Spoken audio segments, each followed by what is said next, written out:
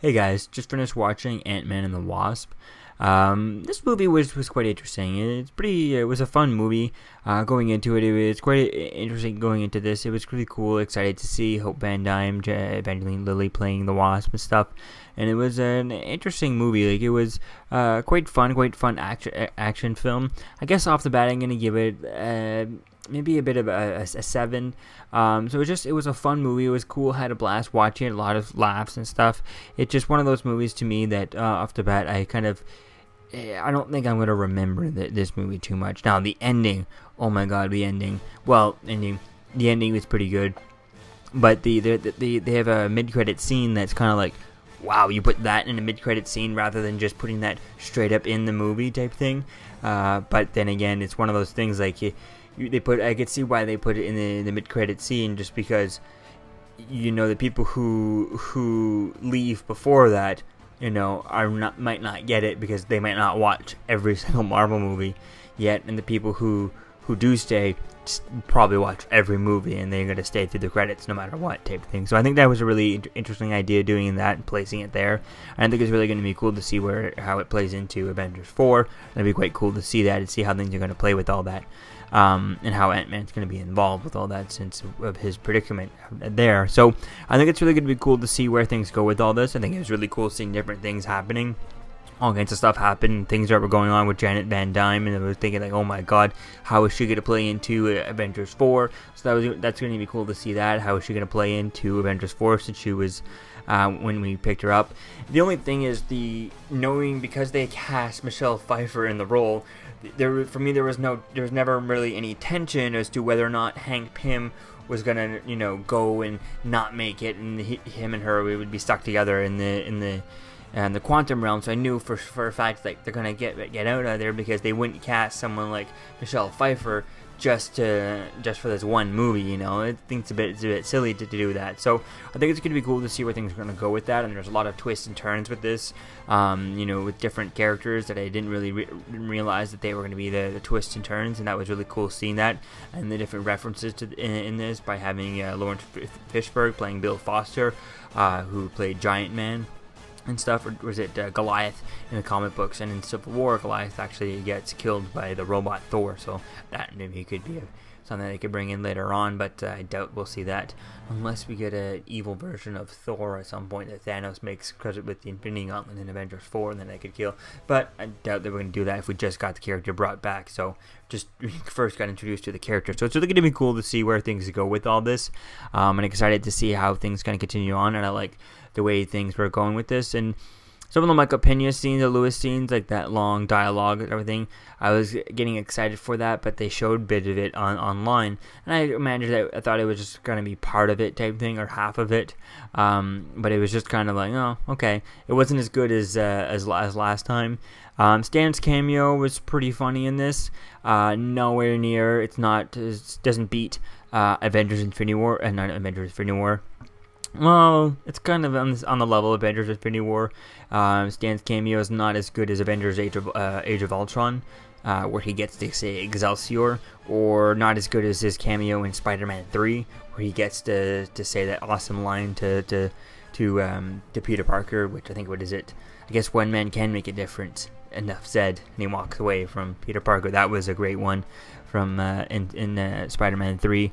And then his Guardians 2, where he was revealed to be the collector's informant type thing. So I think that it doesn't compete with any of those ones, but it was an interesting line for him, and it was quite cool seeing that.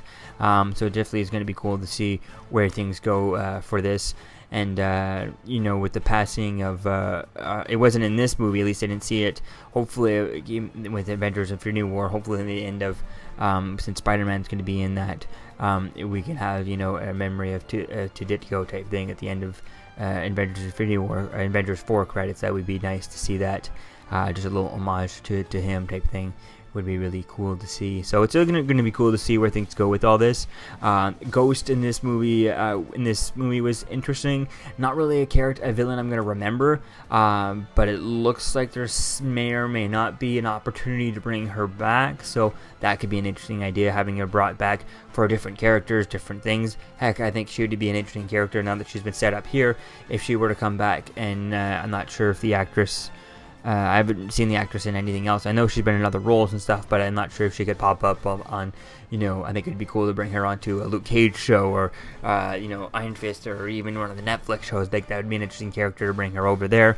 But we'll see where things go with this. And now that how things end with her, it's unclear whether or not she's going to be stay bad and go good, where things are going to go with that character. And I think it would be interesting to see that character again.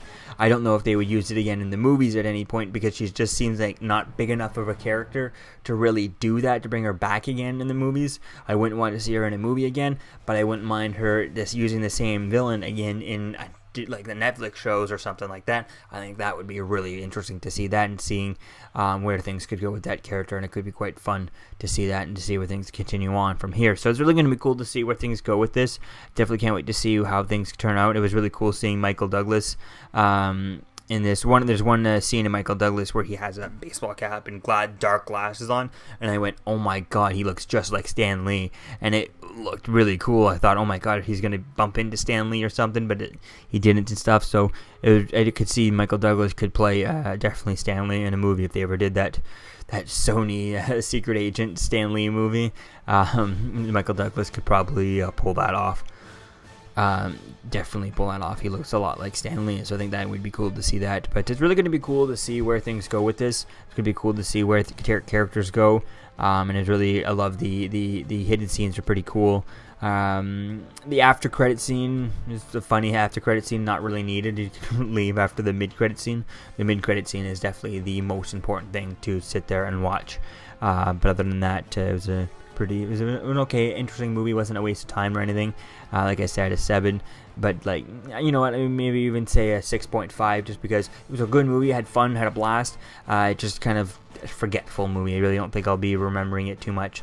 But that hidden scene, that mid-credit scene, I'll definitely be remembering that for sure. So yeah, we'll see. I don't think it'd be a movie I'd rush back to see in theaters. But we'll have to wait and see where things go with this. Does get me excited for the future now that we have, we've introduced the Wasp and things like that. So it'll be cool to see where things go from this. So it's really going to be cool to see how things go. I wish they would have played a little bit more with the Giant Man.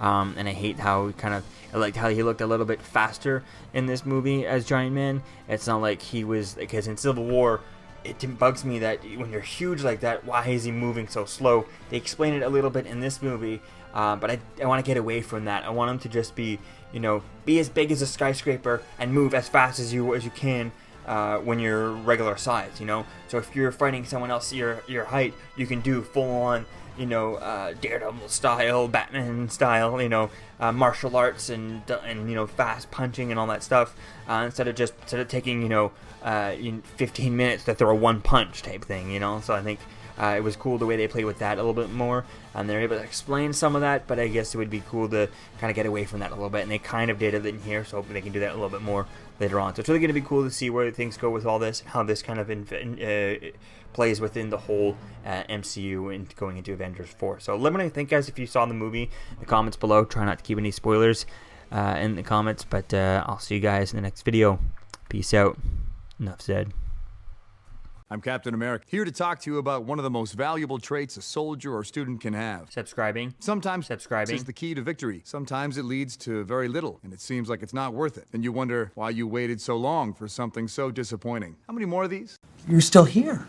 Don't forget to like, comment, and subscribe, guys. Peace. It's over.